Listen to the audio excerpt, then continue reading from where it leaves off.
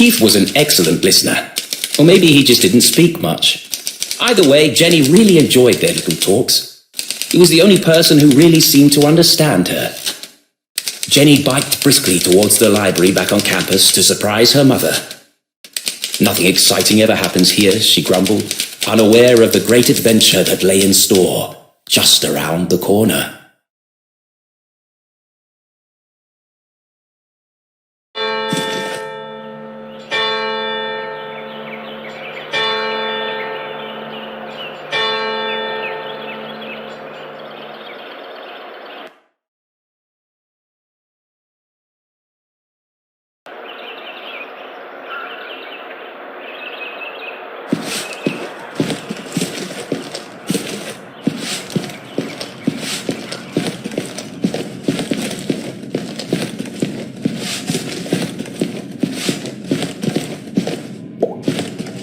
Gerald Stroudsbury. Cornelius Stroudsbury.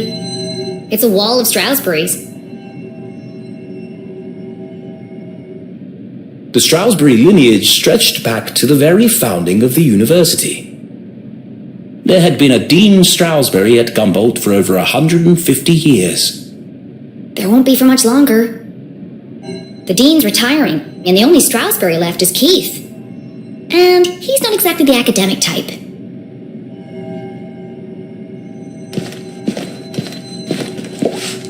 No one on duty. A book thief's paradise. There's a note on the desk.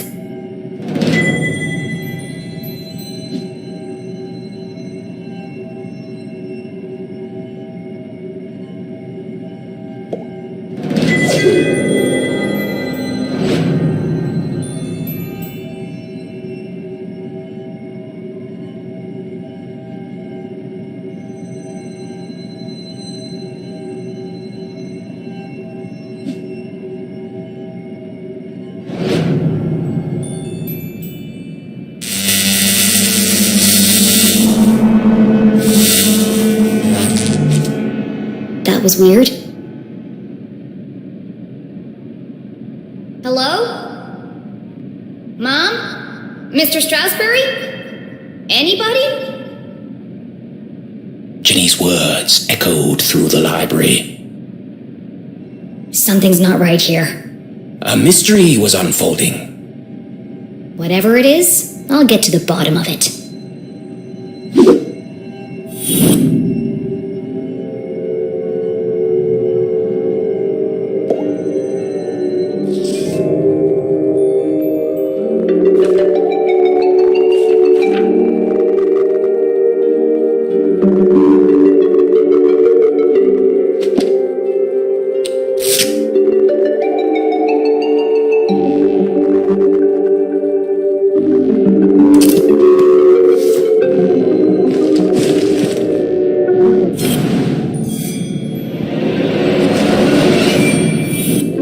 Les Stroudsbury, Gumboldt's 21st and jolliest dean, smiled down at Jenny. Looking a bit wonky today, Mr. Stroudsbury. A pair of wires ran down the wall and disappeared behind the painting. It's too high to reach. What are you hiding back there? The chandeliers that adorn this library are made from rare Arthurtonian quartz, kindly donated by the Glatz Foundation.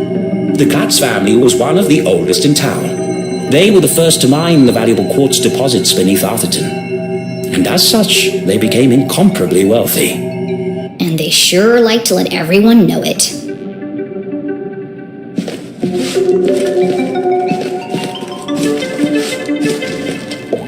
Laddertron 5000. The pinnacle of remote ladder and bookcase technology.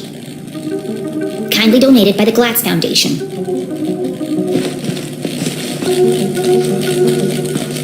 Whoa! Dangerous! The newly installed ladder system was prone to malfunction. Should have kept the old wooden ladders. They never tried to electrocute me. I need to find a way to turn the power off.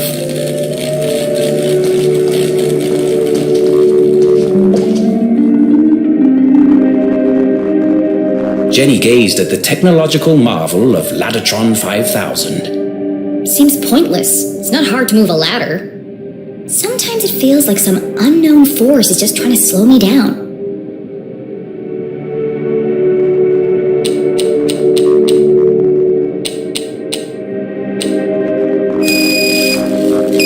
No good. I don't think I'll be able to move the ladders while the electricity is on.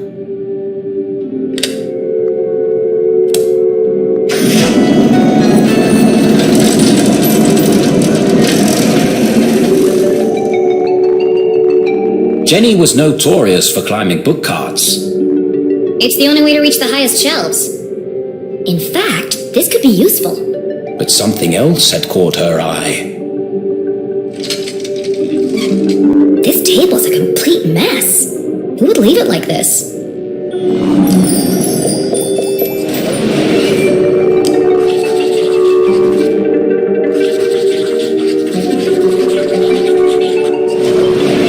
Illegible scribbles, intricate diagrams of giant machines, a worn copy of Aliens in Arthurton. Jenny knew only one person could have been sitting here. CJ. It's odd, though. He usually hides everything when he's finished. What's this? A tattered piece of paper with a series of seemingly unrelated notes.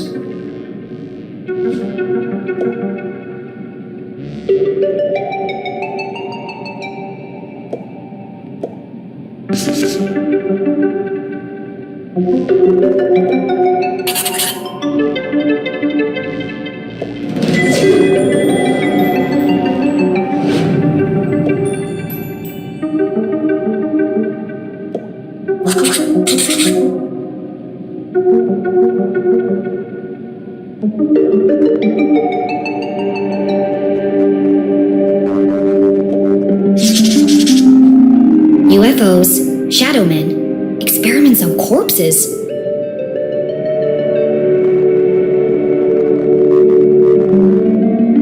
It seemed that CJ was unraveling a mystery of his own.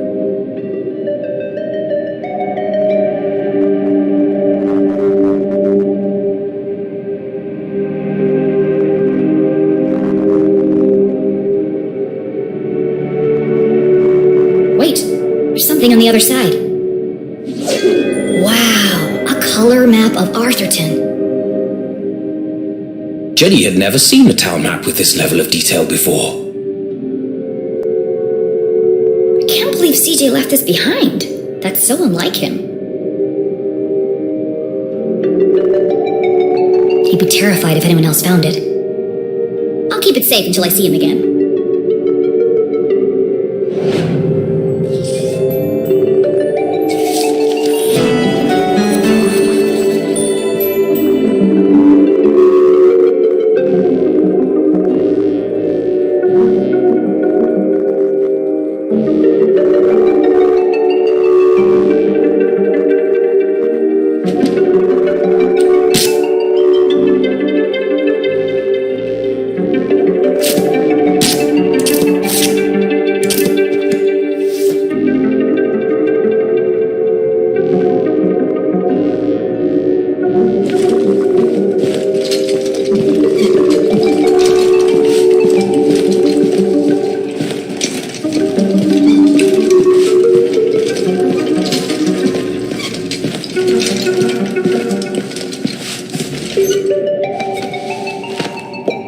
No secrets between friends, Mr. Strasberry. Jenny stood on her tiptoes and delicately removed the priceless painting from the wall.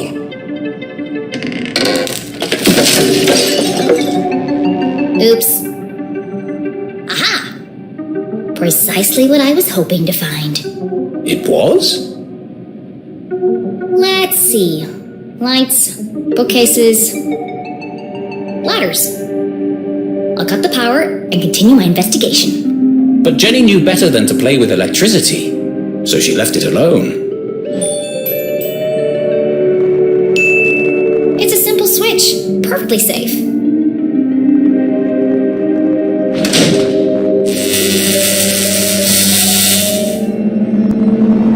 The eerie silence unnerved our tiny hero. But even worse was the dark. Jenny had always been terrified of the dark. Just breathe. A great detective never succumbs to fear.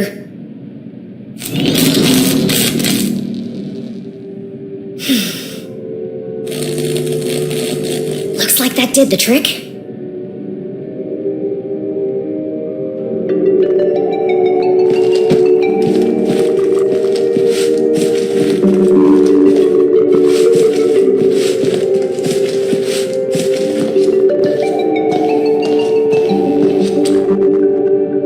Jenny stopped in her tracks. The sign clearly read, "Wet floor, caution." Her path was blocked. You're kidding me, right? Trampling muddy feet over a perfectly clean floor? She was a maverick, not a monster.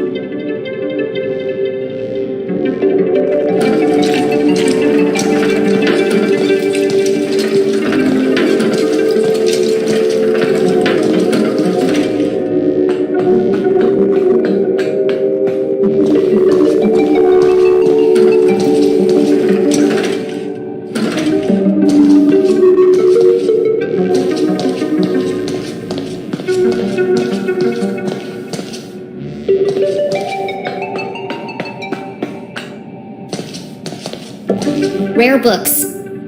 Our most precious collections reside in this temperature-controlled room. Kindly donated by the Glax Foundation. Yeah, we know.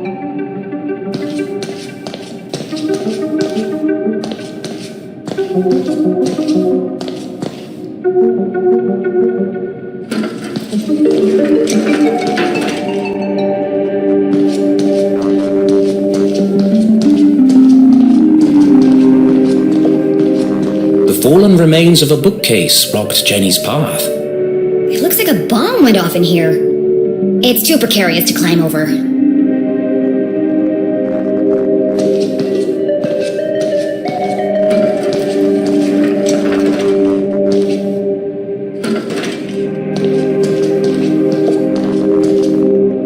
It's locked.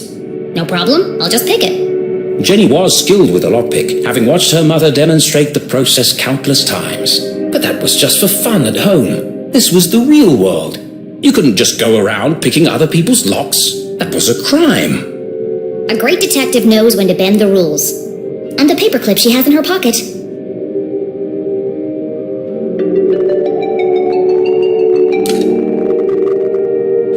Mom always says, lockpicking is a subtle art. Move slowly and search for the sweet spot.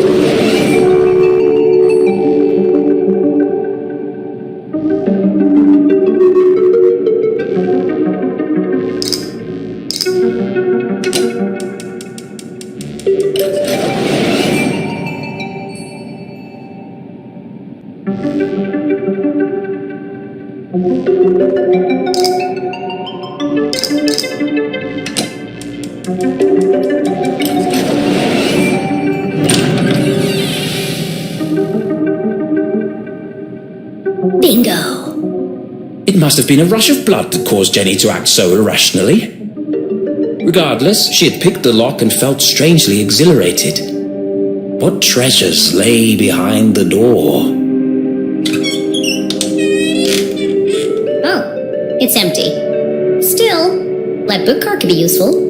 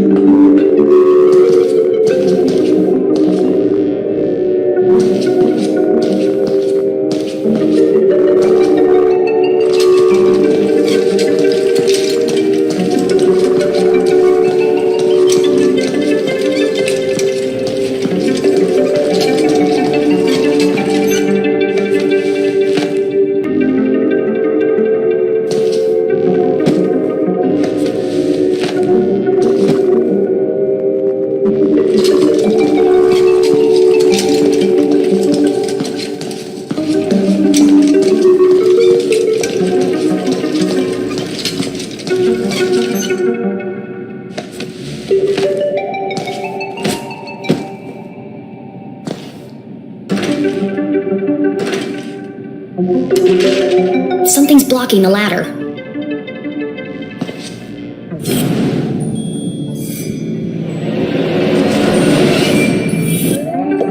There's something stuck in the track. Ipsa, scientia, potestas, est. It's the Dean's ring! No wonder the ladders were malfunctioning. The ring must have caused a short circuit.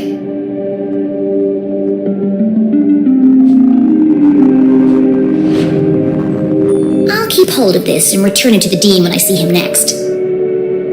Whoa! An empty library, a fallen bookcase, and now a broken balcony? This mystery has all the hallmarks of foul play.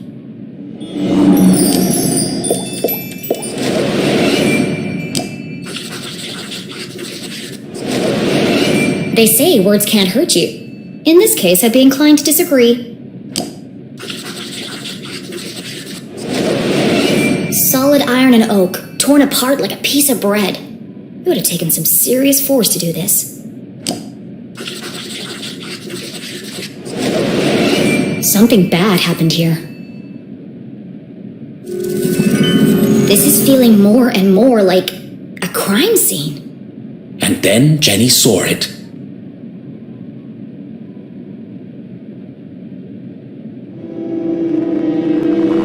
Covered in a ripped curtain and surrounded by broken glass. It is a crime scene!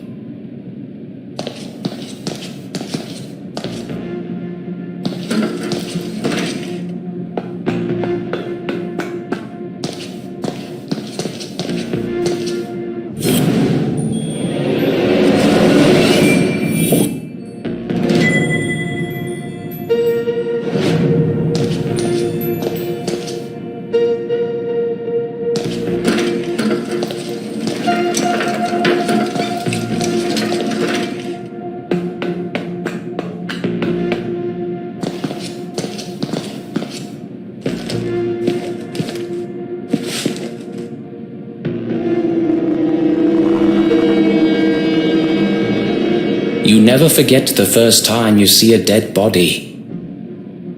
It harrows the mind, terrifies the soul, scars you to your very core. A dead body? No way! This is amazing! Who lay under that curtain? Who had breathed their last breath? Who had shuffled off this mortal coil to meet their maker? It could be anyone. I mean, it could be an escaped lunatic from the asylum. Or an axe-wielding maniac on the run from the cops. It could be... It could be... Mom? Oh no. Please, no. No, you never forget the first time you see a dead body.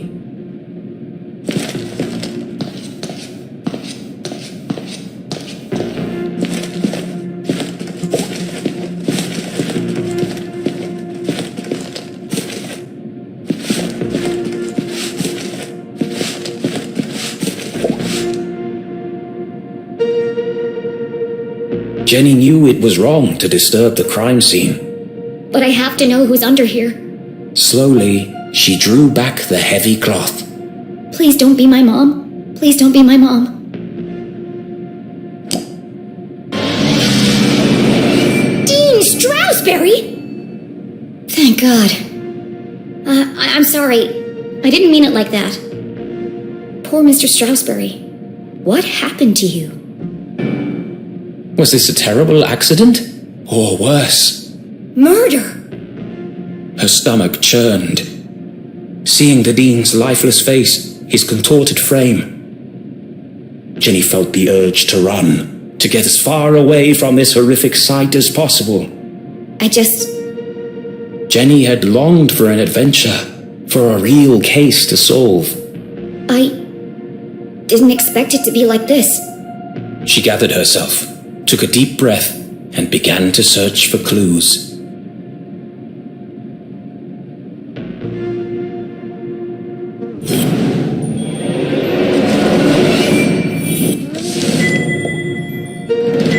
The Dean's planner lay open on today's date. Perhaps I can retrace his steps and create a timeline of events.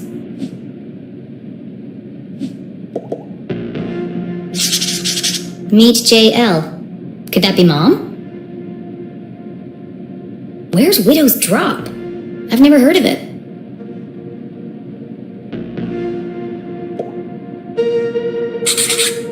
Looks like he completed all his chores for the day. I already knew the Dean was meeting Mom here.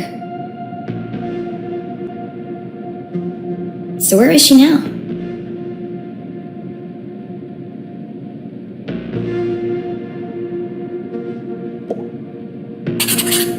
Looks like he cancelled his meetings on Friday and rearranged lunch with Keith.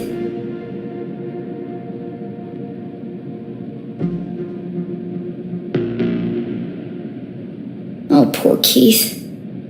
Jenny didn't know how she would break the news to him. But I should be the one to tell him. Gossip spreads like wildfire in Arthurton.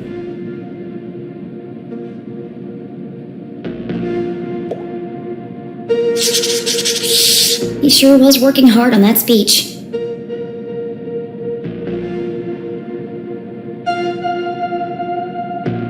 I'm sad he won't get to deliver it.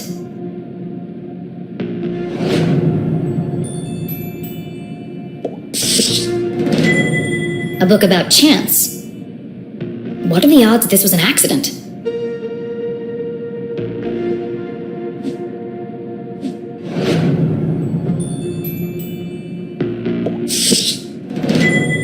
It's a book about predicting the future. I suppose it didn't belong to Mr. Stroudsbury then. It's smashed, most likely from the fall. The hand stopped at 3:57 p.m. That gives me a potential time of death. If Jenny had arrived just a few minutes earlier, I might have been able to save him.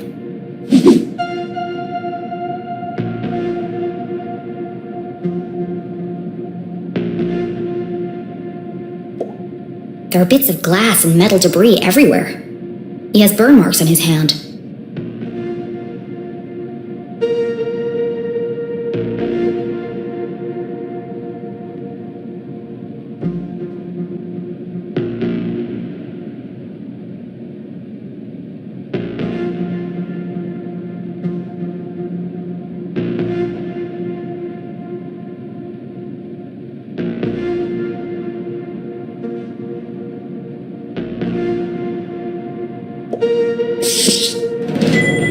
The Hawk and the Weasel and other bedtime stories.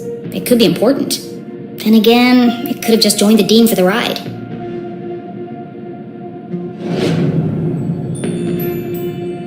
He looks like he's been dead for weeks. His skin is pale and colorless. And there's a strange mark on his neck.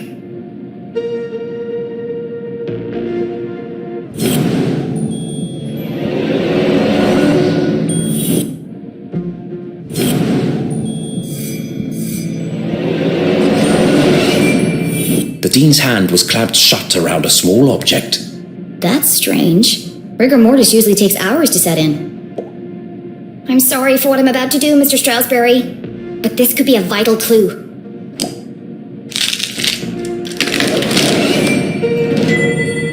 Mom's ID card? But that means... Julie LeClue had definitely been here. She could be the last person to have seen him alive. She could be the killer. Impossible. My mother's a forensic expert. She'd never leave such incriminating evidence behind. But even the smartest criminals made mistakes. Jenny couldn't deny this looked bad for her mum. If anyone else sees this, they'll jump to conclusions. They'll think my mom's a murderer. Unless... A peculiar thought crossed Jenny's mind. Unless... there's nothing to find. Removing evidence from a crime scene was highly unethical. So was planting evidence to frame an innocent person. She had no proof of that. I have to do something. My mom would kill me if she knew I was tampering with evidence. But I have to protect her.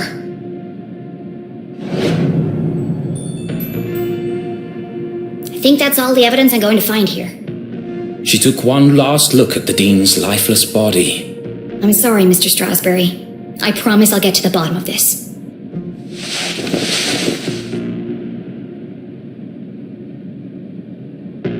Jenny knew she should leave and call the police. But how often did a case like this come along? Never. There's more to this than meets the eye.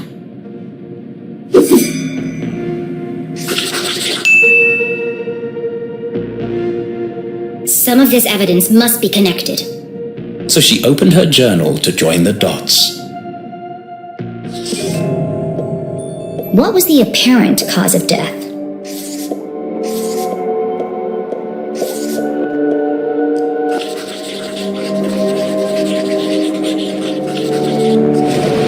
It looks like the Dean was thrown from the balcony when he reached down to pick up his ring, which was stuck in the electrified ladder track. He grabbed the curtain, but it didn't slow him down. He landed on a bed of metal and glass debris.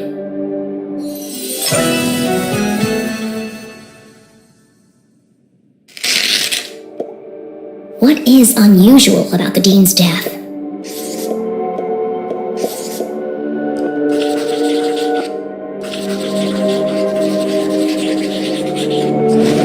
The Dean has a strange mark on his neck.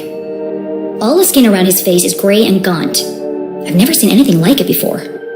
He's holding my mom's ID card, which makes her the prime suspect. But why would she or anyone want to kill Dean Strasberry?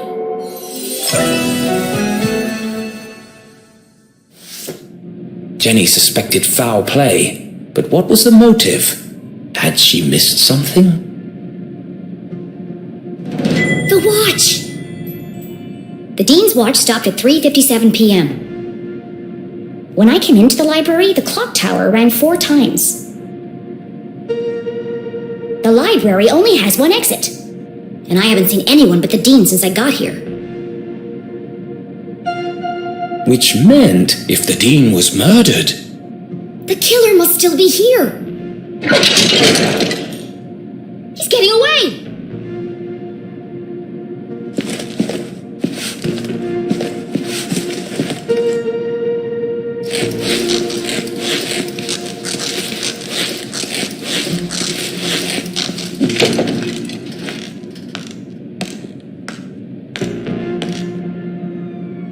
Jenny could hear police sirens in the distance. Someone must have tipped them off. I'll catch the murderer and keep him busy until the cops arrive. Chasing after murderers was hardly the job of a little girl. Hey you! Stop!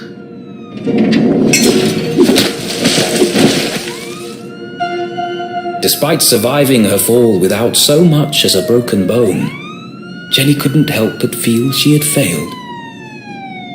As the sirens grew louder, she knew it would only be a matter of time before the sheriff arrived. And then she'd have to explain why she hadn't called for help.